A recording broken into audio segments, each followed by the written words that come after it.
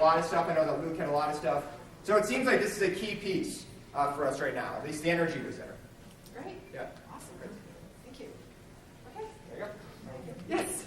Oh, you don't need me. Just rock on. I'm Kurt Thomas from Vernal, and I stuck up O&A and Boy Scouts underneath it, and because I thought they were sort of connected, and because they're my passion, so I thought, well, I'll start with that and see where it goes. And I want to thank the people who came over and chatted, because we had a really interesting conversation for a good 20 minutes or so about this, and some interesting ideas came up. I just wanted to say that how this sort of played out briefly is that because we have a long history in the National Church and in the conference of inviting people through the O&A process to take part in our particular denomination. We also have a long old story of a connection with the Boy Scouts of America that goes back almost to its founding in 1910 with the congregational churches in our church particularly. And at one time we were one of the largest sponsors of Boy Scout troops in the whole country. And as you know, in the past 20 years, ever since the culture wars came to the Boy Scouts around the gay issue, UCC churches have been challenged by this, particularly as they've also become O&A in that same amount of time. So they've been torn apart by this issue, by one side of the issue and the other side of the issue. And a lot of O&A churches have invited their Boy Scout troops to leave and no longer be sponsored by their church. And a lot of Boy Scout troops have been encouraged by the Boy Scouts of America to leave UCC churches and find other sponsors who are more conservative and more compatible with the Boy Scouts' attitude.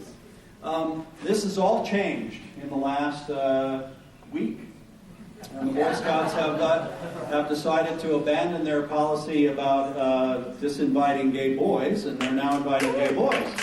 And the reason I put that up there is because this requires a new story for all of us in the UCC and in our conference about how we're going to approach the Boy Scouts.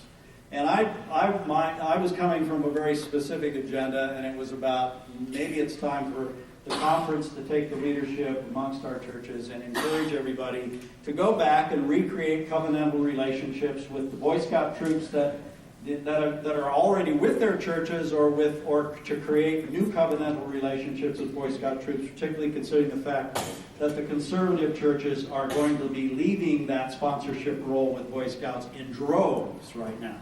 And the Boy Scouts desperately need a voice of progressive Christianity that's at least connected to them in some way or other. Well, anyway, that's the issue. But it went much further than that. It went into the whole idea of how you communicate this kind of openness, how the conference participates in this. It was a really terrific conversation. Do you want to add something to that? I'll add a little. And then, John, would you pass it? I will do that. John Rospikas, UCC Longmont.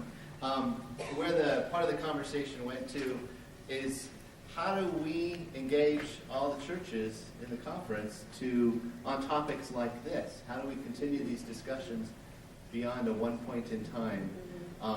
And not necessarily assume the model of somebody's going to come visit your church and bring the conversation to you. So we kind of explored how might we meet more often as a conference? How might we meet as associations, as portions of the conference, more often on topics like this, not just the traditional association meetings that maybe are more business-oriented and maybe have fallen to more just clergy participation. But how do we have this kind of conversation more than just once a year here? Well, I just wanted to make sure we didn't. I wanted to make sure we didn't. Who are you? Where are you from? Nancy Brizuela. I'm from Laramie, St. Paul's United Church of Christ. I just wanted to make sure we didn't forget about Girl Scouts and campfire. We discussed it. We don't have any problems with that. I'm David Pepperose, St. Paul's Laramie. I put on the sheet Ecumenical Interfaith. Didn't have a lot of people come over. I think in part because the heading was confusing. I put underneath it big picture, big story, practically speaking. I'm not talking about we go with the Methodists to the local soup kitchen, or we do even good works globally together, but very practically. So we have got our conference has been struggling to do the good work of the conference and pay its bills. I'm pretty sure there's a local Methodist judicatory in the same situation, a local Episcopalian diocese that don't know what the Lutherans are doing. We're all recreating the wheel all the time. So my desire is to see somebody on every mainline judicatory staff who's the conversation partner with the other people on the other judicatories. And I see some of this starting to happen through the national church and national staff. So that's good. I'm going to be in ministry 30 more years, folks. Let's, I want some higher up resources. I'm not saying merge. We don't have to merge. But hey, we can do this thing. I use Presbyterian curriculum. We can resource one another. So how do we do this together? I know we've had the culture wars, and we've been a little bit ahead on some of the culture wars, and some of our mainline brothers and sisters are really struggling with some of the pieces that we've, blown past them with. But hey, frankly, for those of us on the younger end of the spectrum, the difference between Calvin and Wesley don't matter. They really don't. So we're moving post-denominational. Let's have the conversation. Woohoo! Woohoo!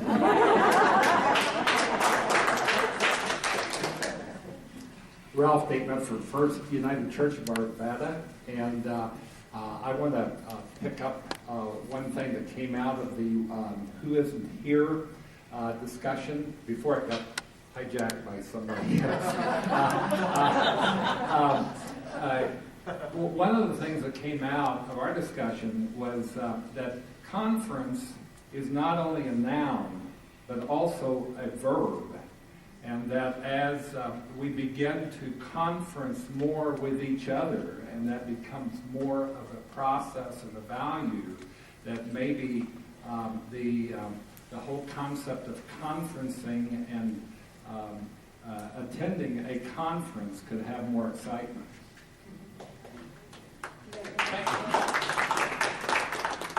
Thank you.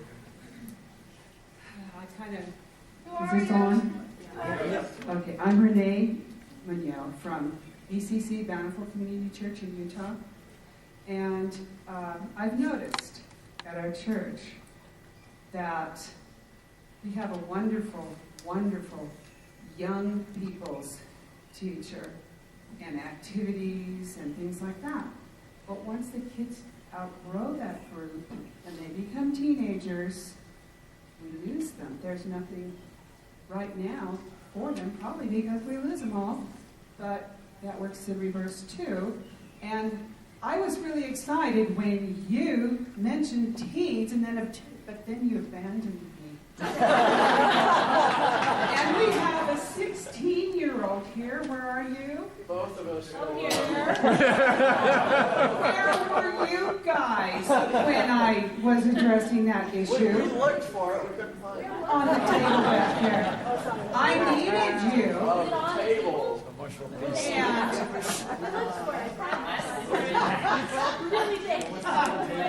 What I wanted to bring out relates to who isn't here. It's our teenagers. And there was another one. Oh, the Latinos, too. If you have a large Latino element in your community and you're not getting their youth, they're going to gangs instead or whatever, or people want to get rid of them, send them back to wherever they came from. I think it relates to what I wanted to bring out here, an idea I had. Also La Foret and the diversity, and there were a bunch of them here. And that is, we need something to retain the youth, to entice them and retain them. And I was in a youth choir along with my brother, and we became a part of something bigger than any one of us in that group. And the songs we sang had the message. There was something here about the Spirit or something. What was that group? Yeah, The what? yeah. What was it? Knowing versus believing in God. Yeah, knowing. Through the music, it's painless injection there. They're enjoying the music and getting the message through the words and what they're singing. And music just somehow has a way of saturating your whole soul. And it's something you remember. You remember music. You don't remember words necessarily, but the music. You find yourself singing the songs all the time throughout your life, and those words come back to you, the message. And so what I was thinking was, I haven't seen a choir camp. I've seen La Forêt. Maybe I'm just not familiar with the other, and I was too old, to get involved and know that. But in the UCC. But I thought it would be so wonderful to have a youth choir. I don't know, maybe you already have one in your organization. I don't see youth here. I don't see anybody that came over and showed an interest in the youth. And I just thought music would be a way to get them a part of something bigger than themselves. But you can't just put up a sign and say, come to the youth choir, because they're not there.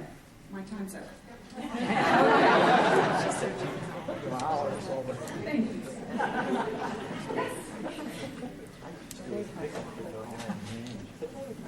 I'm Eileen McCarran, and I'm with Park Hill Congregational Church in Denver. And I convened, or I had a poster on UCC Voice on the issue of gun violence. This is actually an issue I've worked on for a number of years. I felt called to it, and I was sort of introduced to being social justice activist when I joined the UCC in Tulsa. And I talked about this last conference when we had breakout sessions and talked about gun violence, and then only a month and a half later, we in the state were just shocked by the Aurora shootings and the deaths and injuries, some lifetime injuries of people there. We talked in the people coming by. One of the first things was, as the conference, helping congregations to establish processes for addressing social justice issues, at times controversial issues. And I think we have a model that we can use from First Plymouth in Denver that has had a deliberate process they've gone through and took a position on the gun violence issue. People coming by talked, and if the issue broadened out to violence in general and violence prevention, and we talked about having Sunday school curriculum both for adults and children dealing with violence and violence prevention. Also, a good discussion about communication. As you know, in this state, as bills were discussed at the Capitol, which I confess I was very active in working on, that the rhetoric got very heated and ugly. And our legislators took quite a brunt of assault. And there was also discussion about how we need to talk about and become better communicators, and that we can, as members of a democracy, speak more quietly and listen to one another in voices that move us forward and not just get us into hardened positions. There was also discussion of the reinvigorating the peace and justice. I saw the report from the Peace and Justice Committee and Task Force that they're struggling, and I think that's something that's very important. And reinvigorating, we talked about having a conference on peace and justice issues and convening one to invite and learn and talk and learn how to talk and learn how to communicate on issues that are emotional yet very important on saving lives.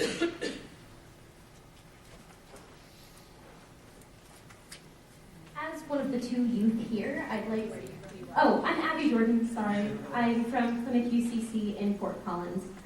And I would like to talk about the youth programs. I was at the La Forêt table because I didn't see the teenager woman.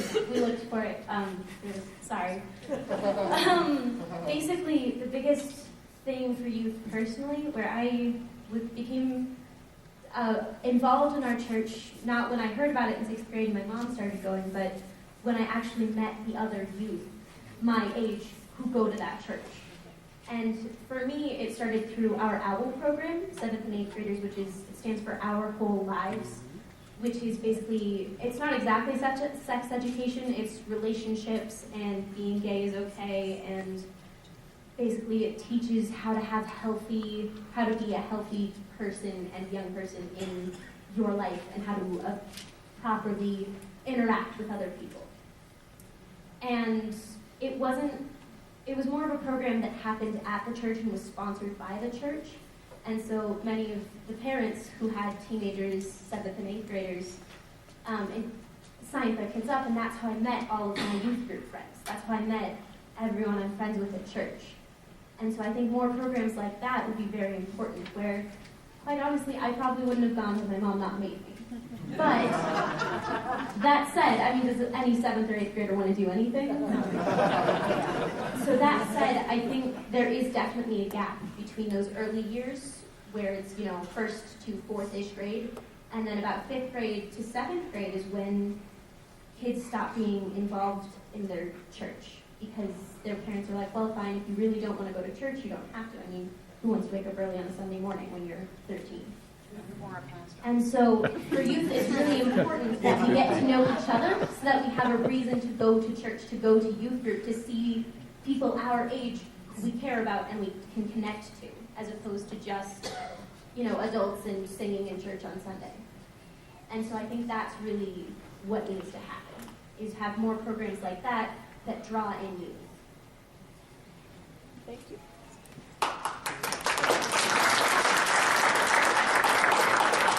Perfect segue for me to take the microphone. My name is Jim White. I'm a pastor emeritus at First Congregational Church in Colorado Springs, and I'd like to talk to you about La Foret.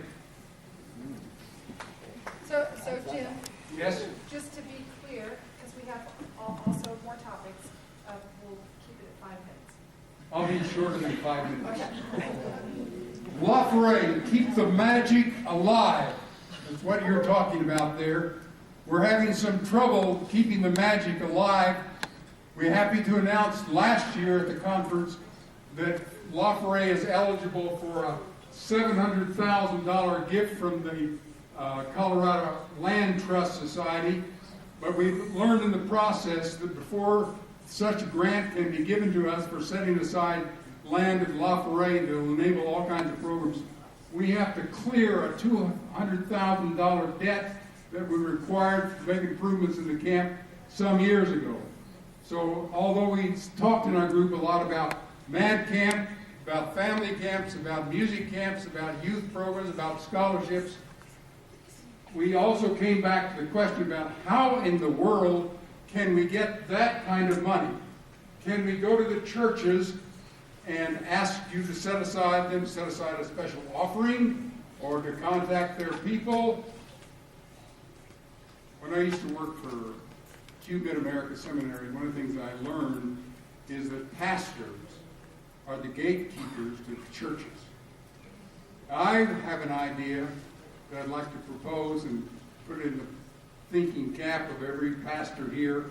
Would you make a personal contribution to La Foret?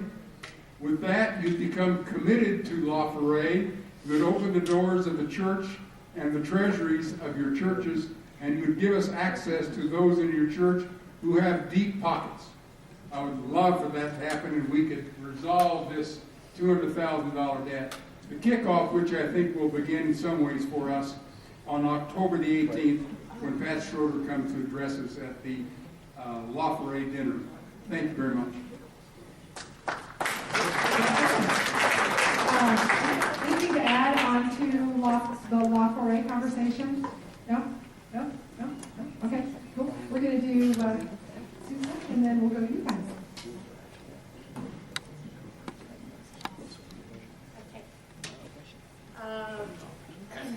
I'm Susan Bromley from First Congregational Church in Greeley again. So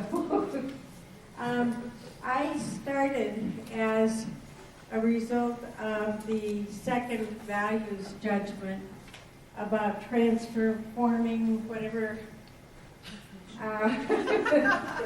we express enduring faith in the transformational work of the Spirit, and put up on knowing versus believing God.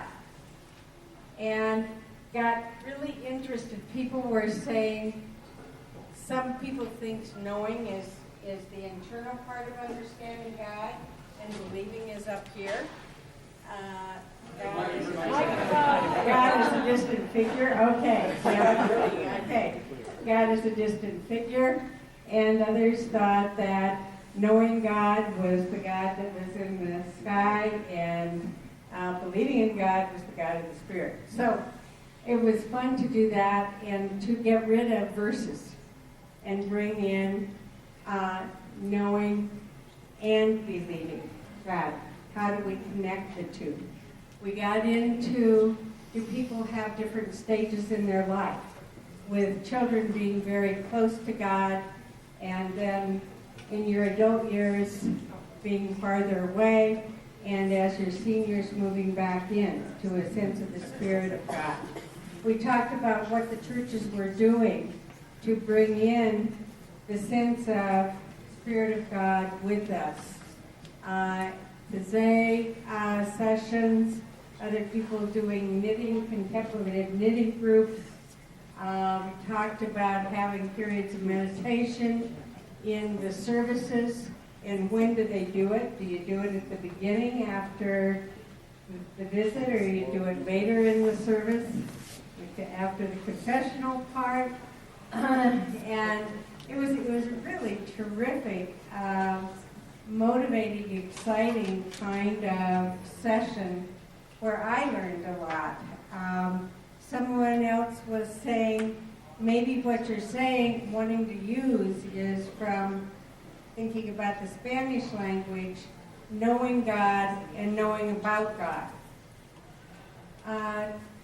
So that, I don't know if anybody else wants to add, because it was a great group talking about getting into those issues.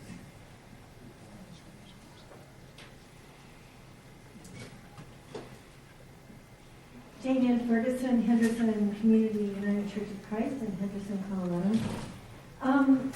I am working here with one of our illustrious elders, Rob Lapp, who actually wrote the topic for our discussion, church as a gathering of spiritual journeyers.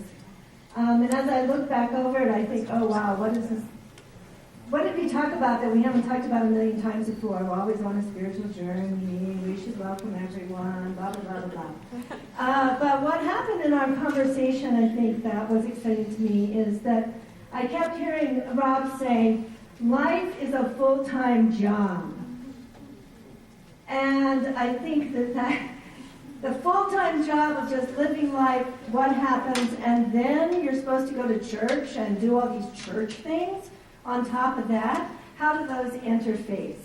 And so how does the church meet us in our real lives, where life is a full-time job, where we are raising grandchildren, where we are dealing with illness, where we are celebrating new relationships, where we're encountering doubt, all the things that we could name that are, the rubber hits the road in life. So our topic, as I listen to the rest of this, interfaces with and began with, how do we get the people that are not in church that we really want to invite into our doors? And whether or not we may get them in, or we may get them in on a one-time basis. For, who was it that brought us the wonderful idea, I think from Parkfield, having a beer-making class at church?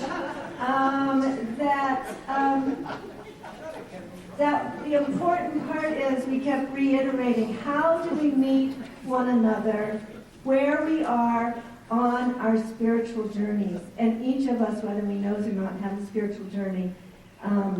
Those of us in the church hopefully know, but many people don't know they're really on one. And we kept going back to the first value of making those that it's in the covenantal relationships that we make with the holy, which of course is not only the holy, believing in God, knowing God, but is our neighbors, is ourselves, is creation. That we began to find kind of where journey, people, and where it all met together. Perfect. Okay, so I just want to check in on the time and say that I think we've heard from a lot of the groups and some nice overlap and quick, speedy reporting. We've got about 10 minutes to finish up here. So we're going to kind of shift a tiny bit to ask who's really compelled to now share from the wallpaper that we have not yet heard from. Who's really... Oh, Jackie. All right. So we'll see where this goes, and this might be the last one, or we may have room for one more if you're really... So, Jackie Franklin, FCC in Colorado Springs, I put up creation. So I think that was a good segue, because I think once you get disciples, then you have to, there's got to be a reason why we become spiritual people. There's got to be something we do with this. And so looking at creation and the global crises and all of that, and the people that we had come said, okay, this sounds overwhelming, and what should we do about this? There are some people that are doing some things locally in their churches. We need to network. We need to resource. Where's the conference fit into this? So it was a really rich conversation about that. One of my agendas was, we live in the West. We have some specific issues that have to do with environment in the West. How can we help each other, all these 70 churches, to take a stand and to help this region stand up for its rights when it comes to public land, when it comes to private land, when it comes to environmental issues. So the whole creation thing is also, as a church, how do we redefine, or how do we recreate that whole theological narrative around how creation is a part of, God, and that we as churches stand up for that as we try to become, spokespeople for our earth, because without the earth we don't have any place to live. So that's it. Yeah, you too. Jackie, right here, Jackie. I'm Todd from Washington Park, UCC in Denver, and we had an impromptu conversation that turned into what I thought is a really interesting circle. It started with the question of, is the church an agent of social change? Lots of talk about then, what is social change? How does it happen? It went to, well, if that's true, do we have the skills for that? Do we know what social change is, how it happens? Which went to, does the conference have a role in resourcing that? That took us to another level of, what is the conference? And it came back, thank you for the invitation earlier, to the conference is a web of relationships. And then it came back to, relative to this process, this larger journey that we might be taking together this year, what structure or system, what things serve that web of relationships? That was our circle, and it felt really rich, so thank you. Any others in the circle want to add to that? We're in that conversation. Okay. Todd, I would just echo that there were ripples in other conversations I was in the Who Isn't Here. We had a conversation. Just real quick, I'll say that I heard ripples in the Who Isn't Here conversation, in the leadership conversation, in the connecting rural churches to the UCC style conversation. So I just want to kind of name and lift up that ripple was present in multiple conversations that I was a part of. What would you say that? What's the that of that? Brenda, why don't you share what the that is for you? I'm really asking what you mean by that, because I wasn't in those other conversations. So, okay, so just the question of how does our conference staffing meet the needs of the rural churches, of addressing the question of who isn't here, of empowering leaders that are both lay and clergy. So the question of how our conference leadership paid staff fits into that and can move within that vision. I'm Marge Erickson, and I wanted to raise the question with the conference about are the churches ready for the leadership of pastors that are being graduated from your UCC seminaries with the theological and with the biblical perspectives that are being taught in the seminaries? Are those being accepted in the local churches and in this conference? I'm a graduate of the United Theological Seminary in the cities in Minneapolis, St. Paul, and one part of my training prepared me to understand liberation, feminist, and theology, but it really wasn't something that was accepted in the church, the small rural church that I used to be a part of as a pastor. Our pastor, Rebecca, I'm from the Good Sister Church, has a group of study that on saving the church, saving Jesus from the church. And if you haven't read this by Robin Myers, a UCC pastor and professor of philosophy, it might change what you're thinking about your pastor is being trained to do. Okay, anybody else move to speak about a paper? Okay, we've got one more. This will be it. So what's going to happen after we hear from this one person is that is lunch, yes. Kimberly, can I say something then after, just before lunch? After her? Can you what? Just before lunch, can I? Yes, yes. And Tom has some announcements. We have some stuff we want to So, just so you know, though, what we're going to do is then take this small conversation, we're going to synthesize that with all these big papers, your design team, and really extemporaneously create the afternoon out of today's out of this morning's conversation. So just know that that's coming. We're not going to leave any of these things off the table, but we will be doing some discerning this afternoon. Okay. I'm Cindy LaJoy. I'm with the new UCC Church in Montrose, and I was part of the rural church conversation. One of the things we talked about was the ways in which the conference might be structured differently to serve rural churches in more meaningful ways, looking at perhaps, and somebody mentioned that somewhere years ago there was somebody that was on the Western Slope that was serving the churches, ways that we could incorporate thinking rural and not just with the metro area, and that there are very specific issues that are unique to the small rural church that are things that are not experienced at all in metro churches. And as it related specifically to that is that even in rural communities where it's small and that web of relationship is very, very narrow and tight, declaring boldly who we are as a progressive church has long-ranging ramifications that people don't think about in terms of you lose customers, you lose relationships, you lose friendships, your children are ostracized. Those are things that we deal with in rural communities that in metro areas isn't quite the same. And so having some sort of servicing and resourcing specifically for the rural churches, of which we have many in our conference, would be a huge help.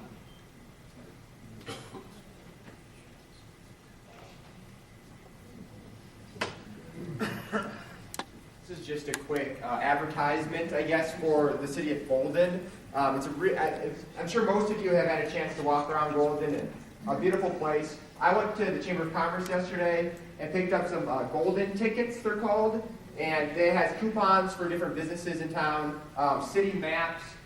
There's a Friday night street fair tonight, and there's a farmer's market tomorrow morning.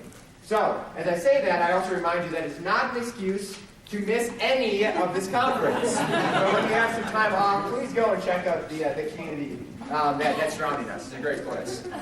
And I'm sorry, all of that stuff is on a table as we walk to, Jane Ann put out there as we walk to the cafeteria.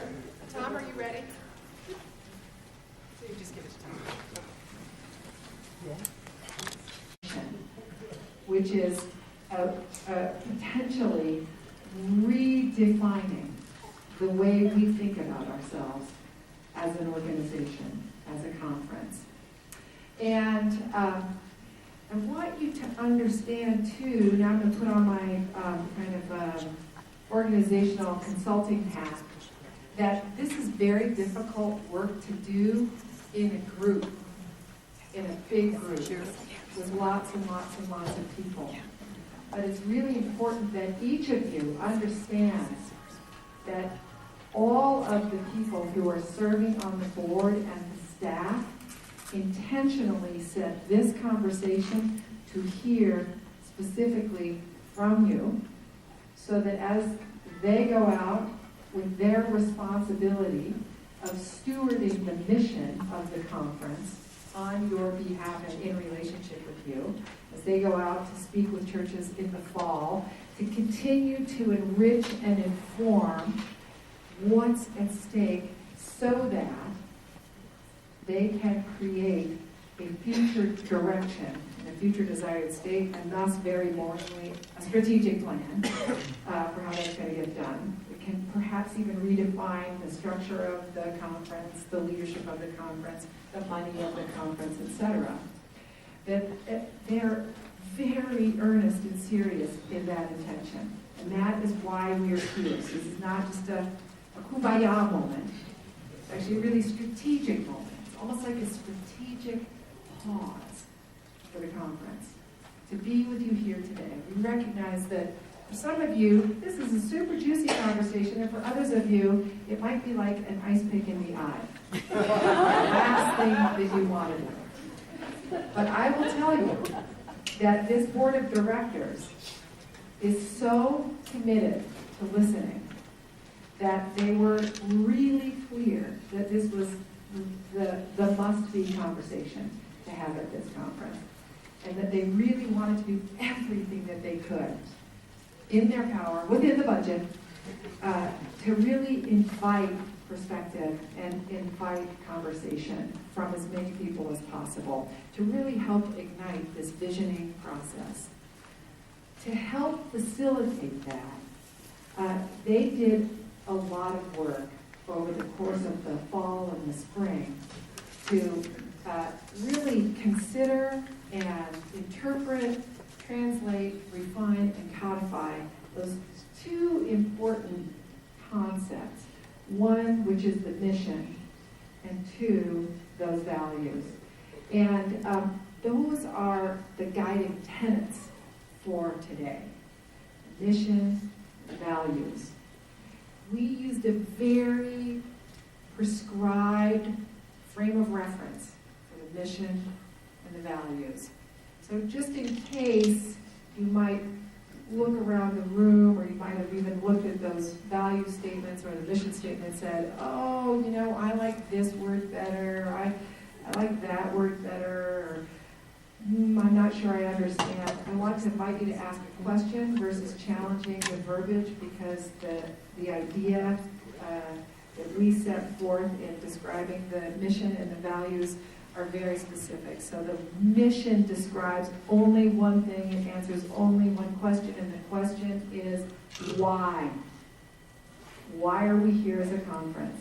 Doesn't answer the question of what we do, doesn't answer the question of what we believe, it doesn't answer the question of how we behave, it doesn't answer the question of where we are going. Where we are going comes out of today and out of future conversations over the course of the next 4 to 6 months. We just want to make sure we're all clear, so we're all on the same page. Mission answers the question why. Values answer the question of what do we believe at their most fundamental, the basic guiding tenets for this conference. And those are those two value statements that we put up earlier. So I wanted to just refresh that in everybody's memory and minds, so that as we go forward in this afternoon's conversation, you remember that that's the context. So you can just kind of relax. You don't have to worry. We've answered the question of why, which is informed not just by their thinking, but all of the collective wisdom of the conference leadership over time. And we've got some sense of what we stand for. So now we can really just lean into the possibility for the future that is informed in part by our conversations this morning. So before we step into that, I'm going to ask each of these board members to tell them a little bit about themselves, tell you a little about themselves, and then we're going to do two different processes this afternoon. Okay? Did I miss anything, Corbin? Yeah?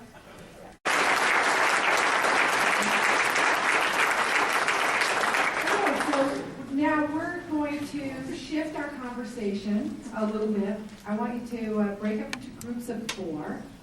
I'm going to ask you to do that swiftly. I'm going to ask you to do it quietly. I'm going to give you some rules of what you're going to say in your groups, not surprising. And once again, I want you to do it, so I said swiftly, quietly, quickly. And, oh yes, I want to encourage you, go talk to somebody who you don't know very well, who you normally don't hang out with, who's not your clique. So just give you a chance to reach across a line. you might sense a little thread of theme around relationship here. So let me just show you what I want you to do in your small groups. Right quick. All right, you're just going to share a moment of time. This is just a quickie energizer after lunch, right? So just going to share a moment of time when you had a personal experience of transformation. What's the story? 2 minutes per person. And the person with the shortest hair goes first, just to help you organize. All right? So, quick, my bunnies, get in your groups of 4. Go find people you don't know. I'll ring the bell, and then you're going to go. Okay, Jamie. So, each of you, again, has a different perspective, a unique point of view. You have some ideas of what the future could potentially hold. We're going to move into really thinking about what does the future demand from us and how will we do it. And here's how we'd like to have you shape your conversation. In your group, and we'd like you to organize into groups of 10. You can sit here, you can sit at tables, you can grab flip charts if you want, but don't feel hemmed in. We don't have to capture every single word. What's more important is listening to each other and generating your conversation. So imagine it's 5 years from now, and our web of relationship is so strong, effective, and powerful that we are an unstoppable voice for progressive Christian faith. What did we do? And remember that we mean this in the context of the Rocky Mountain region, and that what helps us think about this is this idea that we have of our guiding tenets of relationship, covenantal relationships, and transformation. So again, in your group, imagine it's 5 years from now, and our web of relationship is so strong, effective, and powerful that we are an unstoppable voice for the progressive Christian faith. What did we do? So go to it. You have a half an hour, the groups of 10. You can self-organize with whoever you want, and I'll see you back here in about half an hour.